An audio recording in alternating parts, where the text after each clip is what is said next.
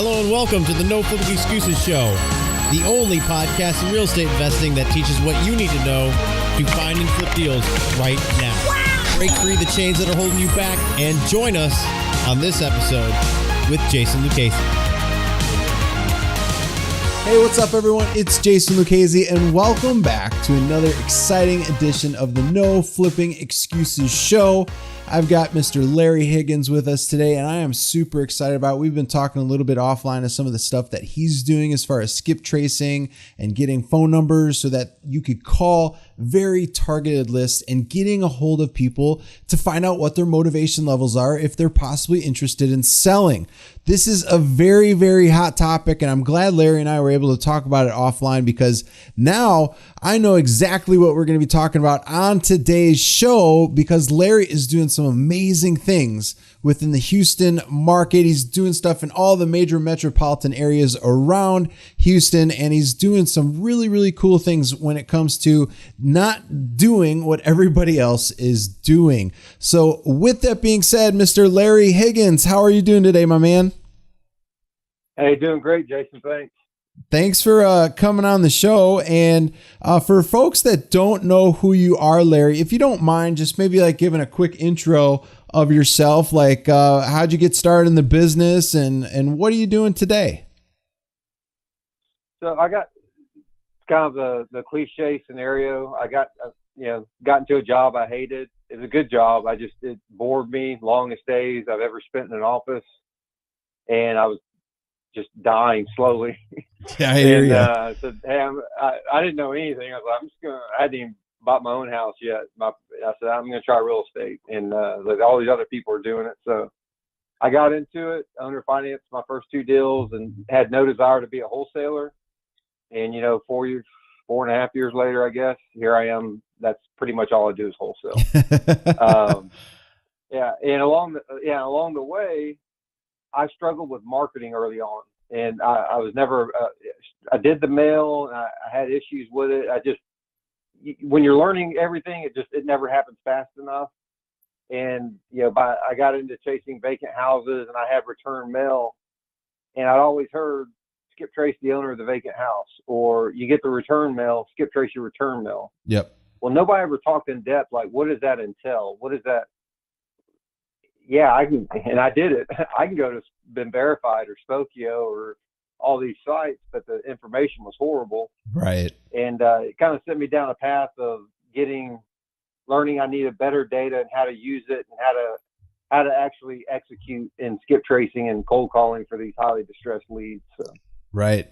No, that's awesome, man. So you are in a pretty competitive area when it comes to doing deals. So you obviously have to do something that stands out from everybody else. Let's kind of talk a little bit about your business and what you're up to right now, moving forward from where you started to where you're at today. Like you obviously have to do some pretty big things in order to get some deals over there in those metropolitan areas in the Texas area. Yeah. And I still like going after these targeted leads that may take a little effort to find, identify, and actually reach the owners. Yep. But I am casting a little bit of a wider net. What I'm learning is I'm dealing more and more with owner occupied properties, which I've always known I hated, just getting in and out of them and all that kind of stuff. Right. But I'm running more into I'm talking to another company or several other companies. I'm not used to that because of my old MO. I would literally call people that didn't realize they either own the property anymore or that they even had an interest in it. Yep. Not always, but that was a scenario. And you don't have to be the best salesman in the world to get those deals. Yeah. Yeah. They didn't know they had any money coming. Hey, if I can get you a couple grand, would that work? It's that simple in some cases. Sure. So that's I still look for those deals. They're still out there. It's just, you have to, especially if you're struggling, you're looking for the stuff that all the other investors are sending out 5,000 mailers a month or 20,000 a month. They're just pounding it. They're not stopping to assess the return mail, or driving for dollars is still very valid, extremely valid strategy. If you execute well, you've got to get in contact with those owners. A lot of times, house doesn't go vacant with delinquent taxes, dilapidation, or loan in default for no reason. Yep. I tell people all the time, if I only have one criteria for a lead, if I could only have one, it would be vacancy, because there's such a high correlation with other forms of distress that all starts with vacancy. And that's where the skip tracing that's kind of how it ended up down that path. And, learning, hey, sometimes these owners have died. Sometimes they're likely dead, but it's not showing yet. What do you do? What do you do if there's just absolutely no close relatives? I've gone so far as to bring in genealogists on stuff, and it's very well worth it in certain circumstances. Wow. That's a scenario where you're telling people, very real scenario. Called a lady, informed her cousin had died. Not that those exact words, but, oh, by the way, you own legal interest in the property, it appears. By the way, you owe $30,000 in taxes. By the way, there's squatters in the house. Oh, no. Would you like to sell? Yeah. And so we paid a couple $100 for a genealogist to help us with that, but it netted us. It wasn't a true wholesale. We double closed it, but it netted us $150,000. Jeez. But how many people were we competing against? This is like, obviously this is an extreme example, but that's why I like to stress to people that are struggling for their first deals. Go after the stuff that all the more established players, they're all focusing on scale and volume. They're not taking the time to focus in on the stuff that's falling through the cracks.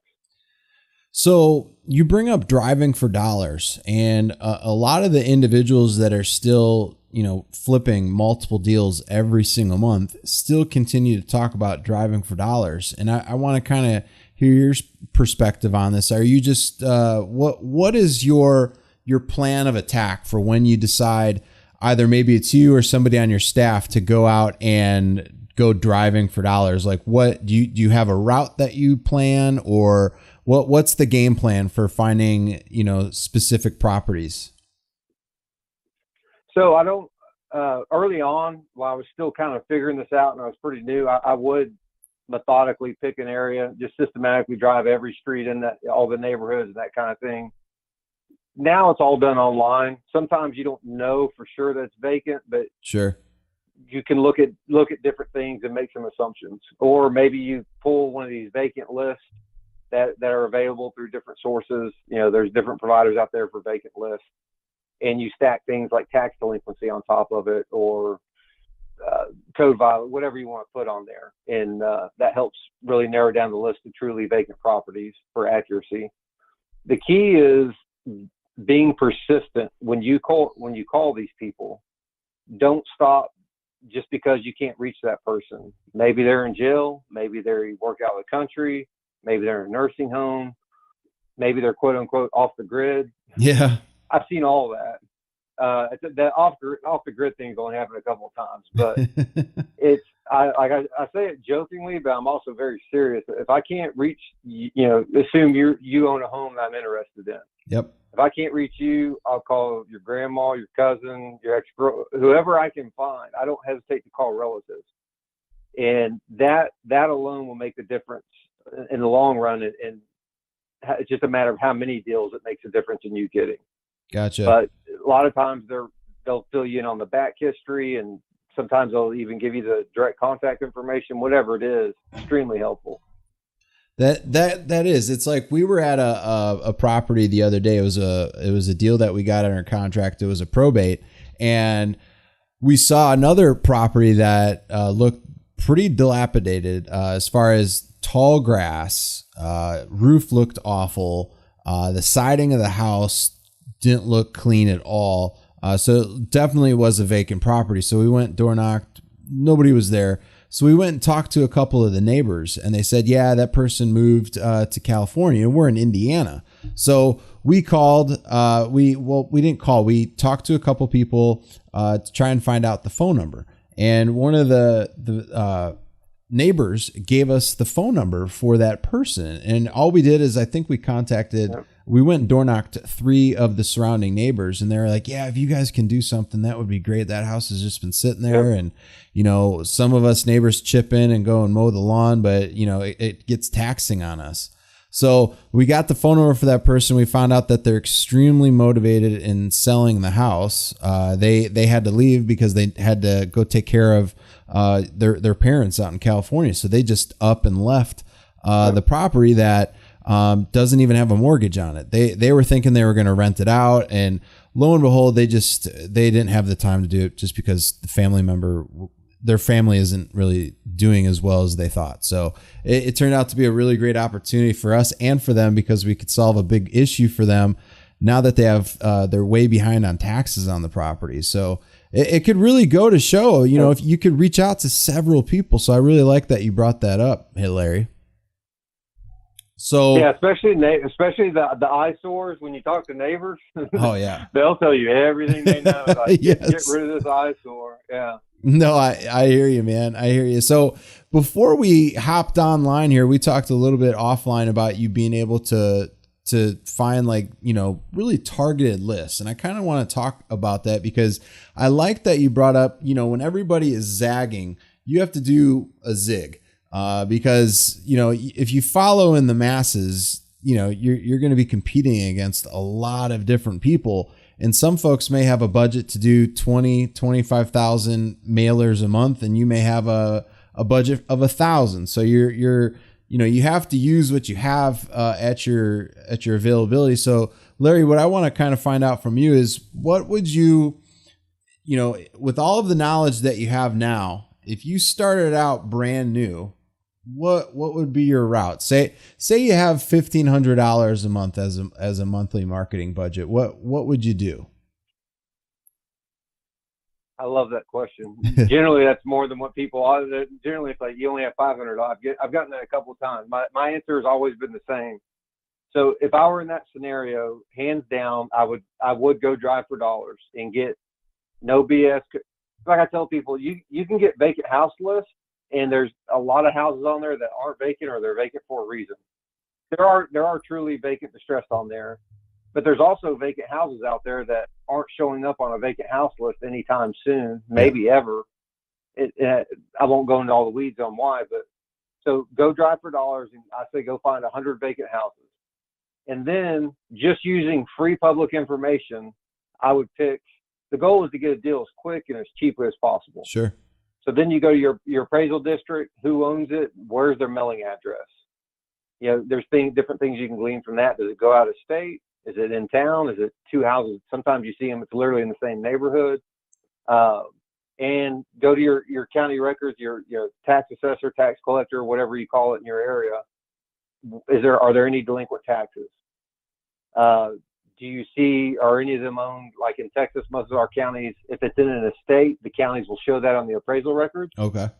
So just from free public information, if I build a list of 100 properties, and depending, if you're in a major metro area, go for 200. They're not that hard to find. Right.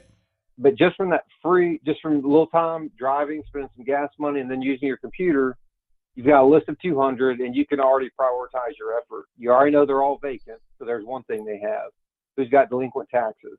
Okay, there's two things. Now you're manually creating kind of a stacked list is what you're doing. Yep. But it goes a long way in saving your time and your money. But then if you see any of these properties are owned in an estate, now you've got death, taxes, and vacancy. I call that the trifecta. If you can get 10 or 20 of those, you're at least going to have some good conversation. I can't help you on the sales if you can't make something happen, but I'm not the greatest sales guy in the world. I'm actually horrible. It's not what I like. I like the research. I like lead generation and things like that. Yeah. But that's the good thing about these kinds of deals. You don't have to be that great typically. First of all, vacant's easy. I typically agree. easier to negotiate in general. But when you've got all this distress stacked on top of it, it just makes it that much easier. So if you can take a list of 100 or 200, get it narrowed down to your top 20 or 30 based off of mailing addresses, taxes, and maybe even 100 of them have delinquent taxes. Okay, that's a lot. Who's got the biggest tax problems? Now sort it again. You're trying to get down like a manageable amount, 10, 20, 30 is the top ones. Sure. Then skip trace and call every single one of them, and do not stop until you reach somebody. Call them, email them. You can get email addresses and call relatives, all that stuff until you get in touch with somebody. Very few people I say most people, it's relatively easy to either reach them or relatives. Sure. It's a small percentage. The highly distressed properties, maybe 5, 6, 7, 8%.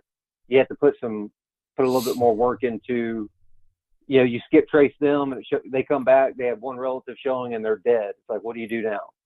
Now you're really getting into some research. But like I tell people, I like that, because how many people are doing that? Not many. Yeah, I was just gonna say, not a lot. Yeah, and I can tell you, yes, I do. I've done a lot of this. I think they say, I don't know how true this is. They say it takes 10,000 hours of doing something to become an expert. I've got my 10,000 hours. Yeah, I heard the same thing. Yeah, but we've had, in the last year, we've had a college student. He just graduated in May. He being very targeted, doing this approach, just going after these highly distressed properties.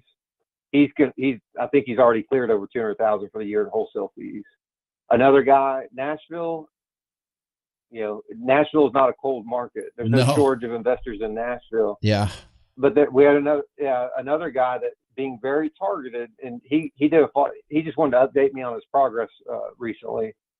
He spent a total of about $5,000 in everything he spent on different websites and skip tracing, and he's a one-man show, but he's also cleared. He's right at 200,000 in wholesale fees. Nice. And he reminded me a lot of me when I started out. When we first connected, he was struggling with mail. He wasn't getting a lot of traction. He saw the money going out on the marketing, but he wasn't quite getting the result. That's what we all see when you first start. It's like, man, it is. I'm hemorrhaging money here. Right.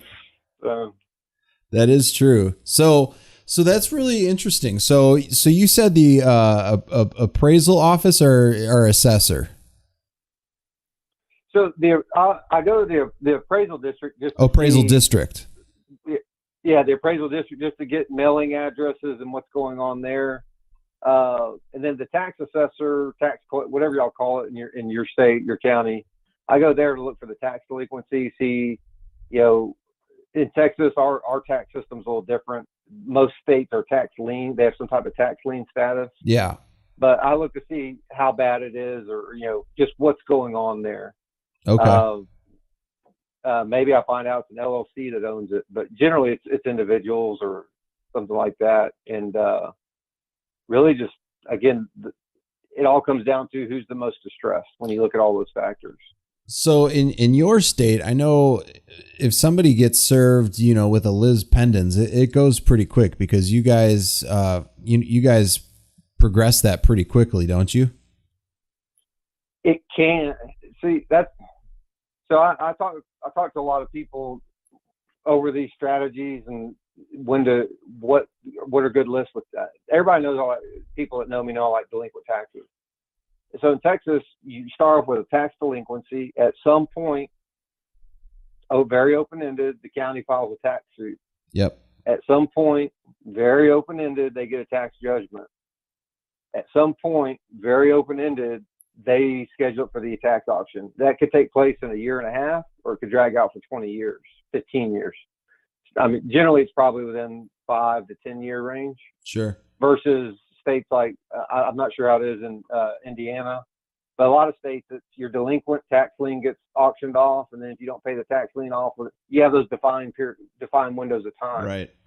So if I were in a state like that, I'd probably target people either right before that tax lien was going to auction, or in that window of time where you got 3 decisions. If you're somebody that has a tax lien, somebody holds a tax lien over you, at the end of that, say it's a 2-year time frame, you're making a decision. You're either selling it, you're letting it go, or you're paying it off. Sure. So no, here, I like that. Yeah, in Texas, it's like, well, I'll wait till they schedule the auction, and maybe there's just, they don't feel that until there's an auction date scheduled. A lot of people just don't feel that urgency. So yeah, your buddy's coming up to you there. Yeah, he's a little upset with me today. I hear you, man. So for the most part, so are you going to the clerk's office then to find, like, because here we've got what's called a judgment book, so we could go and look at all the judgments and all that kind of stuff as well. Do you guys have something similar like that, or do you not go to the clerk's office?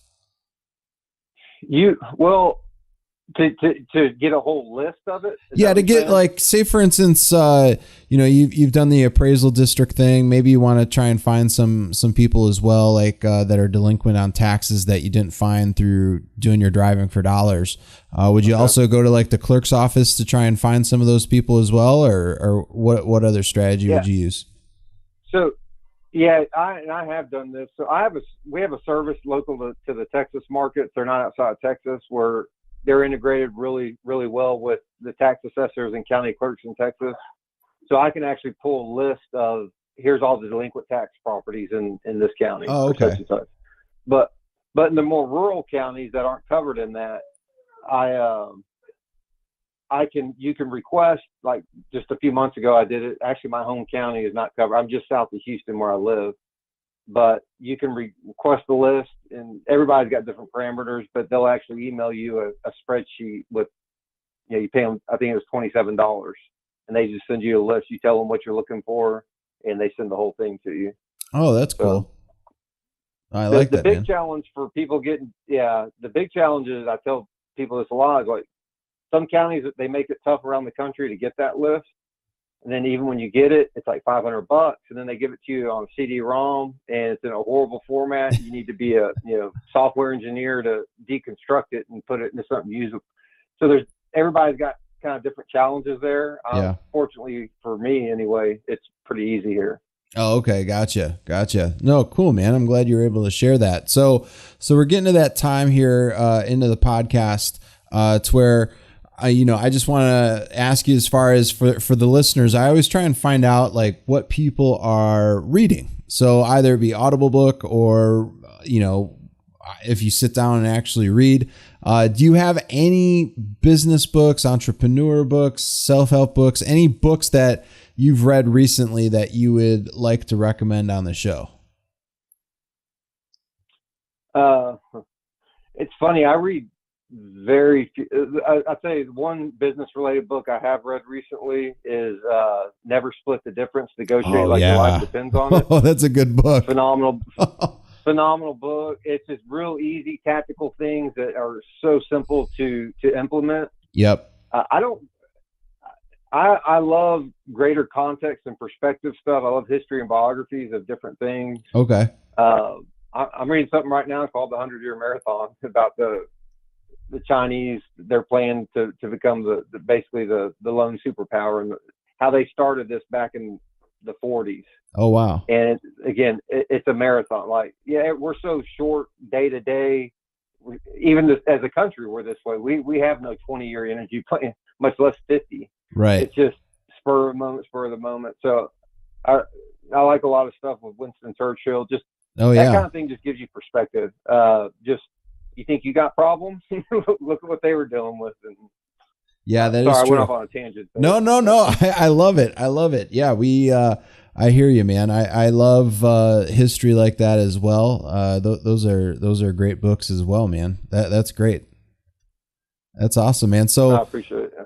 So if people want to reach out to you, Larry, what's a good way for them to do that? Because you've given away quite an awesome amount of information here for people to find leads and to really fine tune things, to really, set themselves apart from everybody else that's, doing stuff in their marketplace. Yeah. They can email me. It's Larry@skipgenie.com, SKIPGENIE. And, I'm pretty accessible there, and I'll try and follow up with everybody as quick as I can, generally same day. So if anybody has any questions about any scenarios or whatever, I'll help you out as best I can. So. No, that's awesome. So Larry@skipgenie.com. So for those of you that would like to reach out to Larry and see if there's anything that he could help you with, Larry, I appreciate you being able to help out our listeners. Do you have any parting words for our folks? Either they be brand new or intermediate, or they're wanting to scale their business. Do you have any parting words that you would like to bestow onto them? Uh, don't sacrifice good at the altar of perfect. That's a lot of my hesitation in implementing certain things. Is I'm a big person. If you look at my personality assessment, I'm a fact finder and different things, and it's like just take action, feel your way through certain things, and just don't be too slow to implement certain whatever it is. I mean, don't be reckless, but yeah, it boils down to don't sacrifice good at the altar of perfect. Oh, I like that, man. That's really good. Nobody's said that before on the show, and that's a huge key takeaway right there. I really enjoy that. Larry, thanks so much for being a guest on the show. Thanks for sharing so much of your wisdom and, part of the 10,000 hours that you've already put into all of the research strategies that you've been able to come up with. So for folks that are listening right now, either to us on Facebook or iTunes, drop us a comment below. Let us know if you really enjoyed this episode with Larry. If you have any questions whatsoever, you could reach out to us, support@jasonluchesi.com.